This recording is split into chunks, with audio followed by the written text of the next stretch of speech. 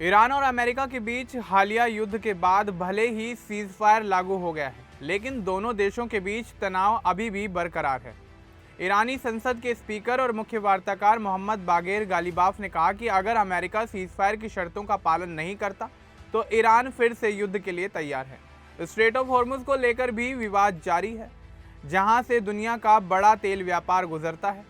यह समुद्री रास्ता फिलहाल आंशिक रूप से खुला हुआ है, लेकिन 60 दिनों बाद टोल लगाने की बात सामने आई।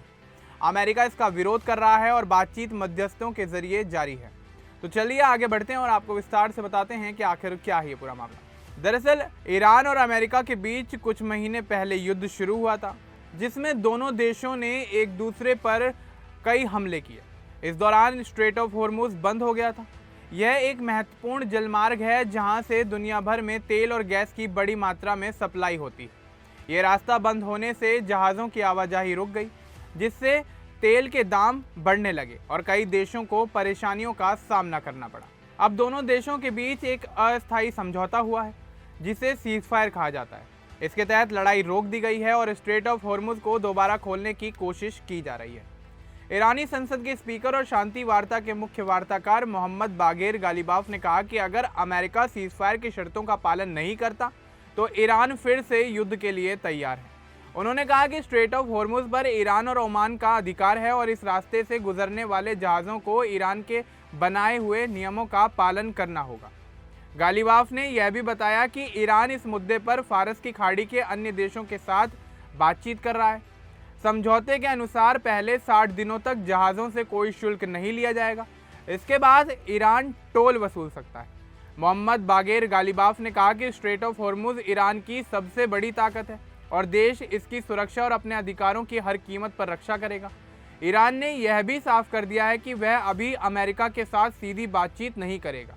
पहले सीज़फायर की सभी शर्तों को पूरा करना होगा, उसके बाद ही परमाणु कार्यक्रम जैसे बड़े मुद्दों पर चर्चा हो सकती है। इस समझौते के तहत ईरान को स्ट्रेट ऑफ हॉर्मुज़ पर अपनी सख्ती कम करनी है और बदले में उसे आर्थिक मदद मिलेगी। दोनों देश अगले 60 दिनों तक बातचीत करेंगे ताकि लंबे समय की शांति के लिए समझौता किया जा सके। युद्ध के दौरान बंद रहा यह जलमार्ग अब आंशिक रूप से फिर से खुल गया है और तेल की सप्लाई भी युद्ध से पहले के स्तर पर पहुंचने लगी है।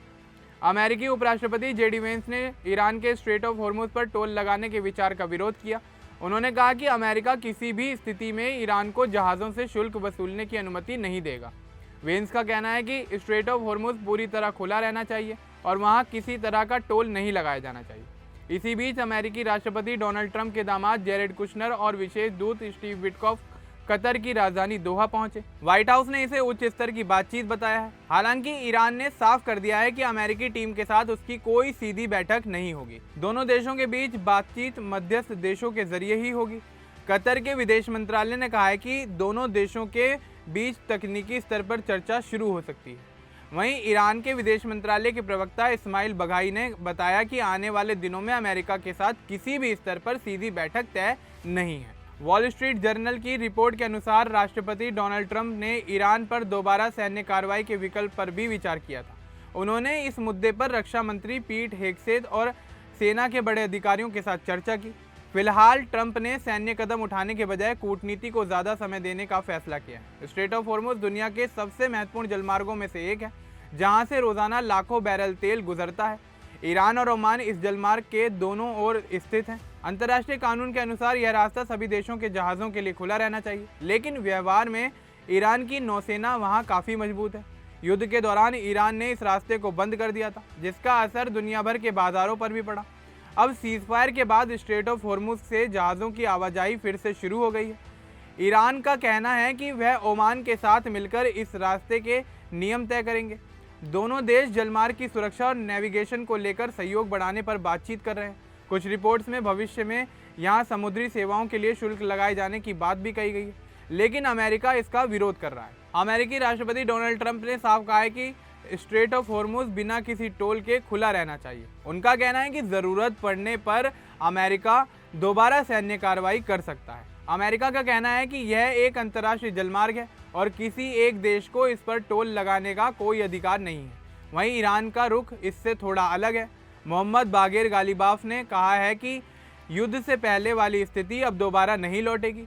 ईरान अंतर्राष्ट्रीय कानून का पालन करेगा, लेकिन अपने अधिकारों की रक्षा भी करेगा। ईरान चाहता है कि दूसरे देशों में जमा उसके फंड्स यानी फ्रोजन एसेट्स को जारी किया जाए और उस पर लगे आर्थिक प्रतिबंध हटाए जाएं। दोहा में चल रही अप्रत्यक्ष बातचीत में कतर और पाकिस्तान जैसे मध्यस्थ देशों की भूमिका अहम है। ईरानी वार्ताकार तकनीकी मुद्दों पर चर्चा के लिए वहां पहुंचे हैं, लेकिन अमेरिकी प्रतिनिधियों के साथ उनकी आमने सामने बैठक नहीं हो रही है। यह दोनों देशों के बीच अभी भी मौजूद अविश्वास को दिखाता है। फिलहाल स्थिति काफ़ी संवेदनशील बनी हुई है। अगर 60 दिनों में बातचीत में अच्छी प्रगति होती है तो लंबे समय के लिए शांति समझौते की संभावना बन सकती है, जिसमें ईरान का परमाणु कार्यक्रम, क्षेत्रीय सुरक्षा और आर्थिक मुद्दे शामिल होंगे। लेकिन अगर किसी भी पक्ष ने सीजफायर की शर्तों का उल्लंघन किया तो दोबारा संघर्ष शुरू हो सकता है। दुनिया भर की तेल और शिपिंग कंपनियां इस स्थिति पर अपनी नज़र बनाए हुए हैं। अगर स्ट्रेट ऑफ हॉर्मुज सुरक्षित और पूरी तरह खुला रहता है तो तेल की कीमतें स्थिर रह सकती हैं, लेकिन नया विवाद होने पर कीमतें एक बार फिर से बढ़ सकती हैं। चीन, भारत, यूरोप और जापान जैसे कई देश इस तेल आपूर्ति पर निर्भर है। ईरान ने संकेत दिया है कि वह अन्य खाड़ी देशों से भी बात करेगा। इसका मकसद है कि सभी पड़ोसी मिलकर क्षेत्र की सुरक्षा सुनिश्चित करेंगे।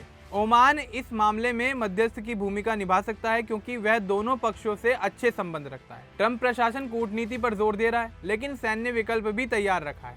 वेंस ने कहा है कि अमेरिका के पास सभी कार्ड हैं और वह अपनी मांगों पर अड़ा रहेगा। ईरान की अर्थव्यवस्था युद्ध से बुरी तरह प्रभावित हुई है, इसलिए उसे आर्थिक राहत की ज़रूरत है। अगर समझौता सफल हुआ तो ईरान के फायदे होंगे, लेकिन उसे अपने परमाणु कार्यक्रम पर कुछ छूट देनी पड़ सकती है। अभी दोनों पक्ष 60 दिन की समय सीमा का इंतजार कर रहे हैं। इस दौरान तकनीकी टीम्स नियमों पर काम करेगी।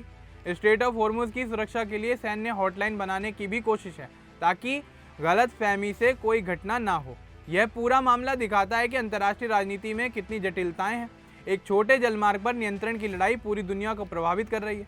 दोनों देश अपने हितों की रक्षा कर रहे हैं, लेकिन शांति बनाए रखना सबसे बड़ी चुनौती बना हुआ है। भविष्य में अगर स्थायी समझौता हुआ तो क्षेत्र में स्थिरता आएगी, तेल व्यापार सुधरेगा और युद्ध की आशंका कम होगी।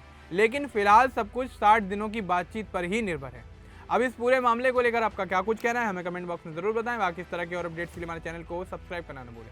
धन्यवाद।